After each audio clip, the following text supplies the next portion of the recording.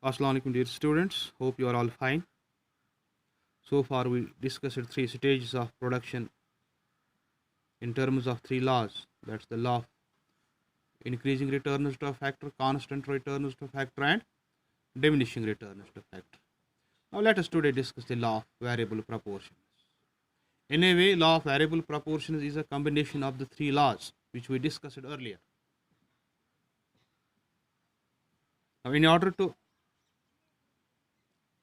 have a clear understanding of the law of variable proportions, we have to go to its statement, then you have to also go through the assumptions on which this law is based, and it also needs the tabular and graphic representation. Now let us start first. What does the law of variable proportions state? हम इस तरह कह सकते हैं कि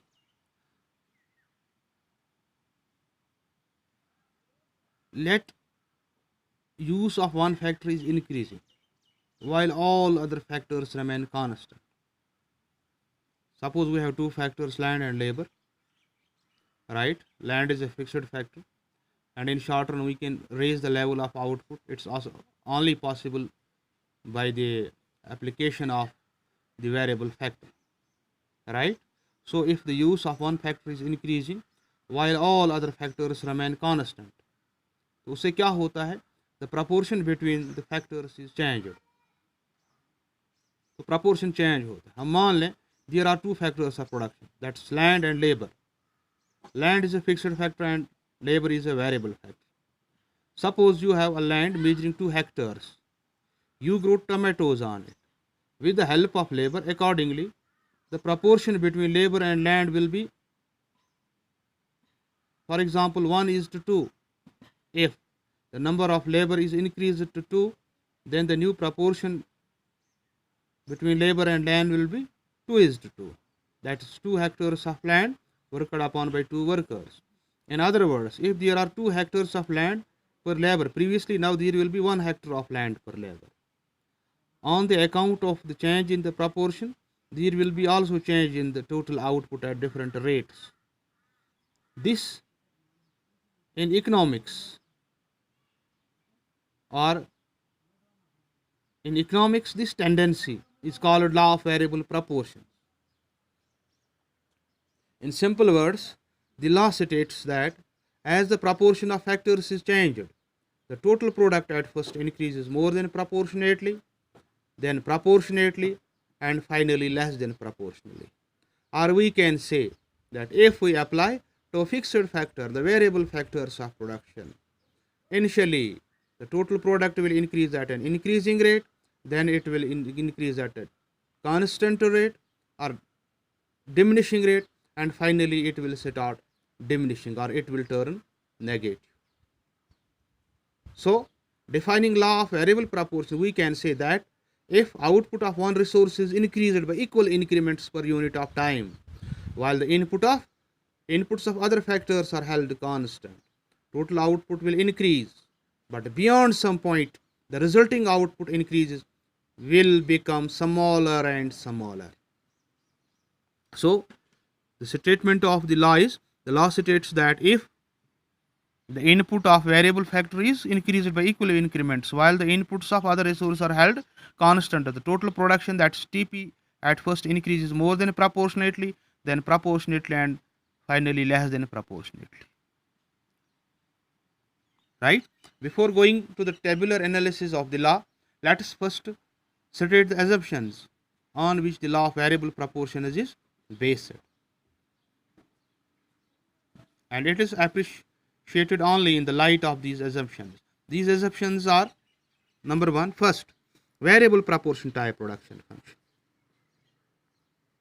Right? The law is based on variable proportion type production function. So output can be increased by a combination of more of the variable factor with the fixed factor. The fixed factor is as it is. There is no change in that because it is fixed. And next assumption is homogeneous or equally efficient variable factors. The factors which we imply here in terms of the variable factors, they are all equally efficient and are increased one by one. So the diminishing returns start operating not because later units of variable factor are less efficient than the former ones, no, but because of suboptimal combination of fixed and variable factors.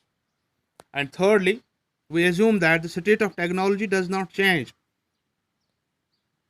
That's very important assumption of the law. In fact, the law can be postponed in case the state of technology is improved. Improvement in the state of technology causes greater output with the same set of inputs, or same output with the reduced sets of inputs. But that's possible only in the long run. In short run, we cannot do so. We cannot improve the technology. Now have a look at this table. The table shows that as more and more units of labor are combined with the fixed amount of land. We have two factors, land and labor. Land is a fixed factor. It is same, but units of labor are increasing. First we apply 1 unit, then 2, 3, 4, 5, 6. This is the total product which we get by application of each and every additional unit. It increases. You see there is an increase up to this point. Then it remains constant. Finally it starts diminishing. Now look at the marginal product. The first unit yields us 2 units, the second yields 3, the third unit is 4, the fourth unit yields 3. That is, first it is increasing at an increasing rate, and finally it remains constant. That is the every, here the additional worker adds nothing, that is 0. Here it is 0. And if we continue the process, our marginal product will go to negative, implying the diminishing returns. The marginal product is also increasing, है ना? This is a situation of increasing returns to the factor. Ultimately comes the situation of diminishing returns to the factor. Additional application of variable factor increases total output only at the decreasing rate. As you are looking, it is increasing. Then it starts here, 3 units have increased, but here only 2. Here it's 4, here it's 3, here it is 2. It is increasing, but it's increasing at a diminishing rate. Consequently, the diminishing marginal output may ultimately become 0. It is here, and then it touches negative. Right? Now it's clear from the table that the first stage of production, as the input of variable factor increase, marginal product tends to increase. In the second stage, according to TP, increase at an increasing rate. In the second stage, increase in the output of the variable factor is followed by decrease in marginal product. According to total product increase at the decreasing rate. और third stage में क्या होता है? Increase in the number of variable factor renders marginal production as negative and total product starts declining. Right? We can explain it with the help of a graph. Now in the upper region, we have the total product curve. You are fully aware with these graphs. On this axis we take units of variable factor. Here it's total product. अब देख लीजिए हमारी total product curve, ठीक है ना? इस J तक ये it is increasing at an increasing rate. और यहाँ से ये अपना स्लोप चेंज करती है. जहाँ ये स्लोप चेंज करती है उसे पॉइंट ऑफ इन्फ्लेक्शन कहते हैं. Up two point M, it is the point of maximum output, maximum total product.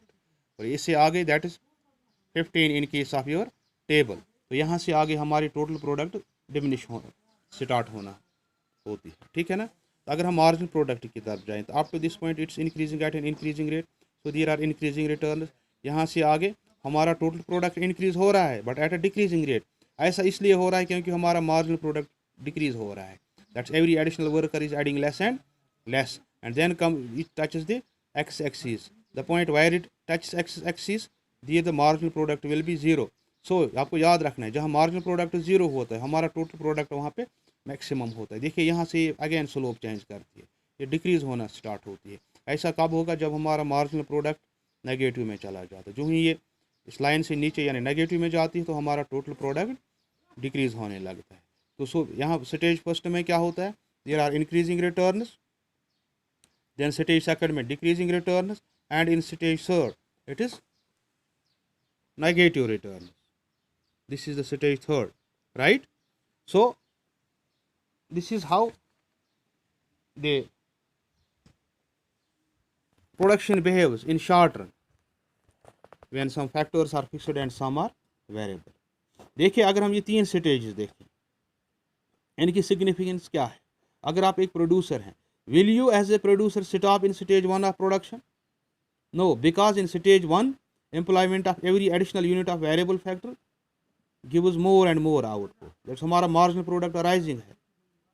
क्या स्टेज थर्ड में क्या करेंगे आप? You will not operate in stage third because in stage third employment of every additional unit of the variable factor, other things remaining constant, is giving less and less units of total output. That's marginal product is negative.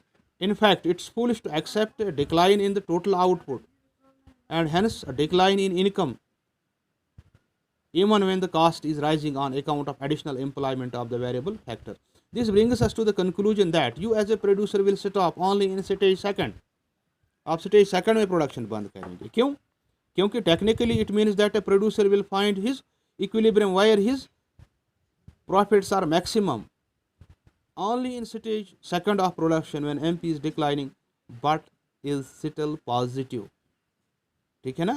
तो this is how we explain the law of variable proportions. ठीक है ना? आप go through your books, आप अपनी book खोलिए, देख लीजिए. अगर कहीं पे आपको कोई प्रॉब्लम होती है अंडरस्टैंड करने में, ठीक है ना, come to me, I am at your disposal. Phone कीजिए मुझे, व्हाट्सअप कीजिए मुझे, I am always at your disposal. Thank you very much.